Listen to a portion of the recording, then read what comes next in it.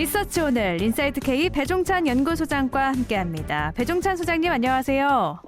안녕하십니까, 배인찬입니다. 네, 오늘도 각종 설문조사를 가지고 우리 사회를 분석해보는 시간 가져볼 텐데요. 네. 먼저 더위는 조금 꺾인 것 같은데 대선 경쟁은 더 치열해지고 있는 지금 이 상황, 지지율부터 좀 살펴볼까요? 그러니까요. 정말 이제 폭염은 한풀 꺾였습니다. 네. 몇 장마가 진행되고 있는데 대선 경쟁은 뜨거워.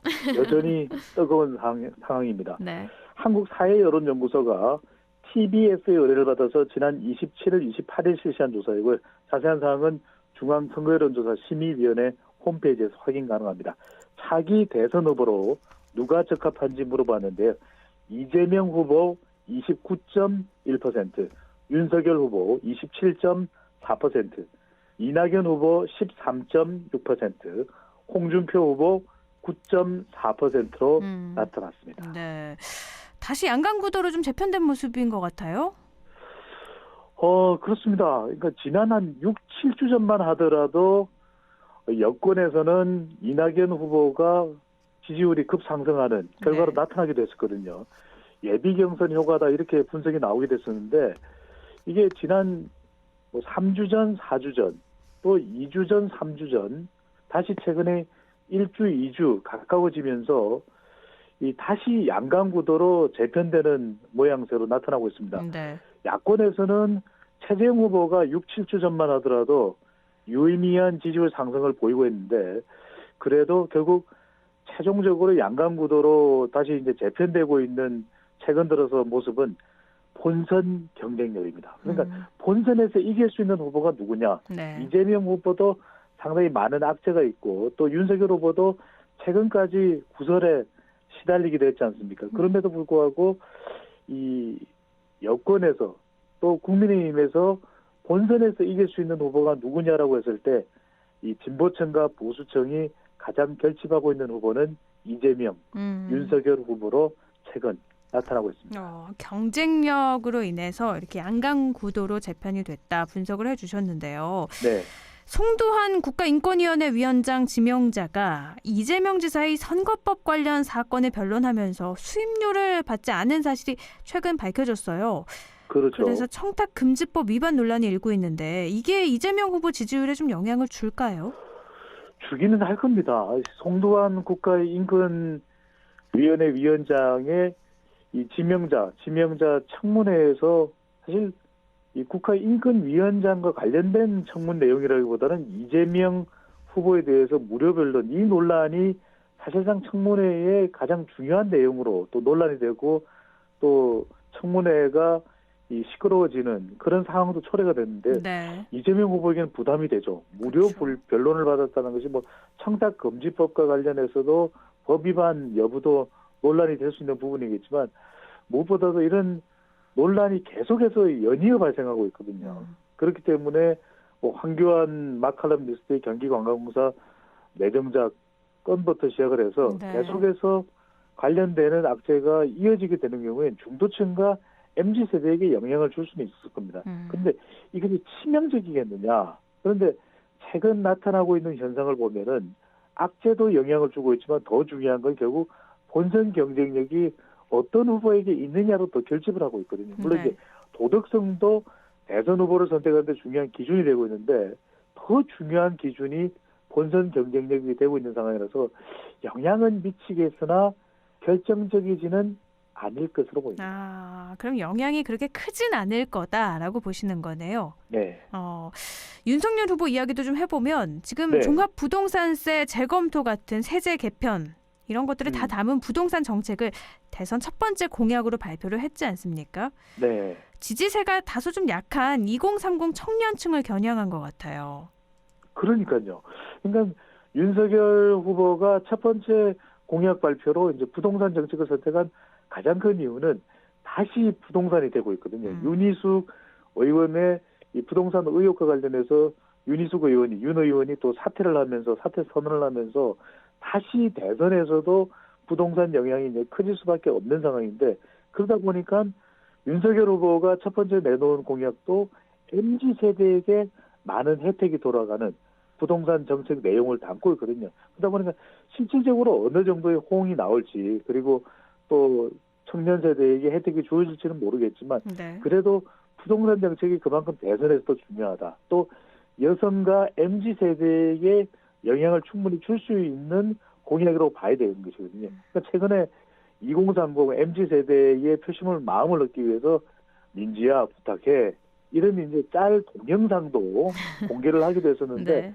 정작 중요한 것은 이런 동영상보다도 실질적인 대권 비전 정책이 얼마나 청년 세대에게 긍정적으로 영향을 줄 수 있을까. 이 부동산 정책이 얼마나 호응을 얻을지는 모르겠지만 MZ 세대의 마음을 좀 잡겠다라고 하는 전략적 포석이 깔려 있는 것으로 보입니다. 의지는 분명해 보이네요. 네. 지금 양강구도 저희가 지지율 보면서 말씀하셨는데 국민의힘 네. 홍준표 후보 지지율은 계속해서 좀 올라가는 추세인 것 같거든요. 그러니까요. 이른바 이 무야홍 무조건 야권 대표는 홍준표다. 네. 이 이야기를 홍 후보 스스로 하고 있다고 그렇게 이야기도 나오고 있거든요. 네. 그런 만큼 가장 지금 보수 야권 국민의힘에서 지지율이 약진하고 있는 후보가 홍 후보다. 일종의 사이다 효과 같아요. 시원하게 콸콸콸. 네. 우리 강재 아나운서의 시원한 목소리만큼이나 결국 유권자들은 좀 시원한 표현을 좋아하거든요.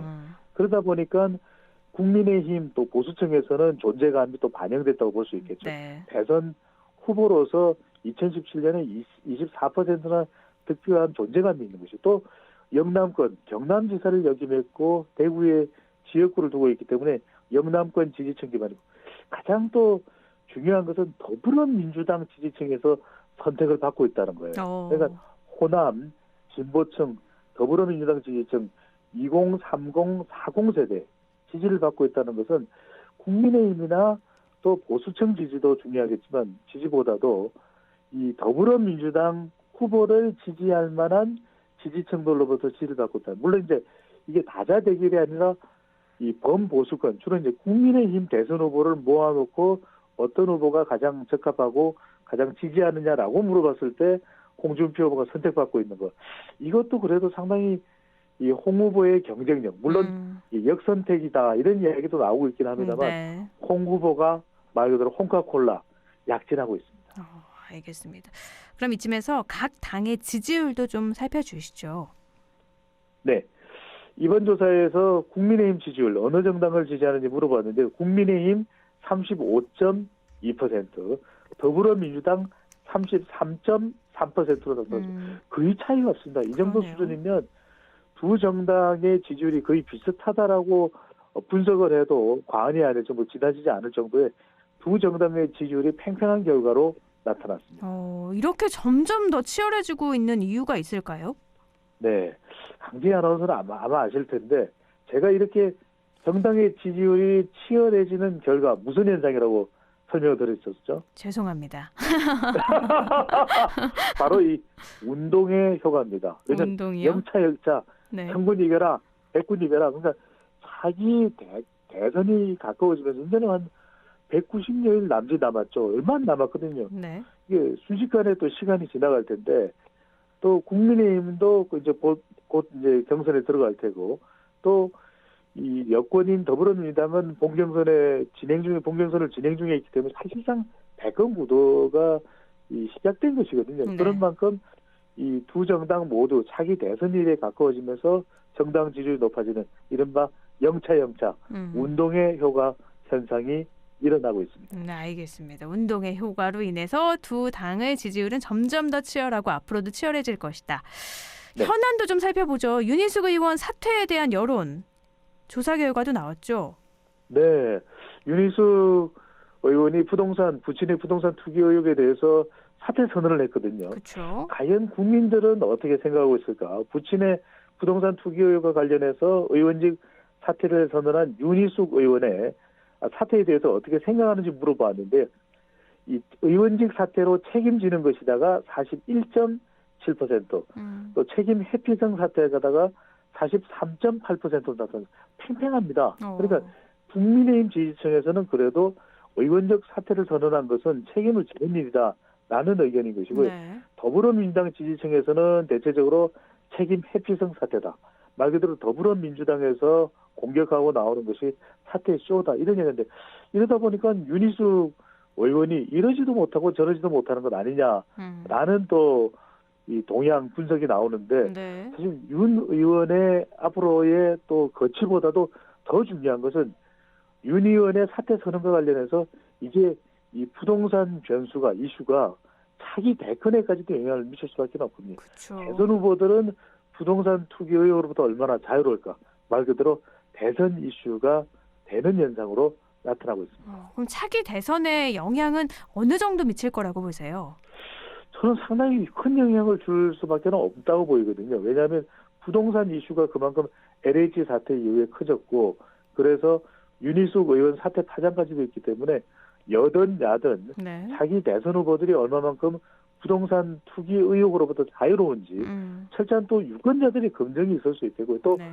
부동산 정책에 대해서 어떤 입장을 발표하느냐도 매우 중요하고 치명적으로 대선 후보를 선택하는 데 있어서 특히 중도층과 MZ세대에 큰 영향을 줄 것으로 전망됩니다. 네, 알겠습니다. 이렇게 현안까지 살펴봤습니다. 다음 주에도 어떤 또 설문조사를 갖고 우리 사회를 분석해 볼지 기대가 되는데요. 오늘은 여기까지 말씀 나누죠. 고맙습니다. 감사합니다.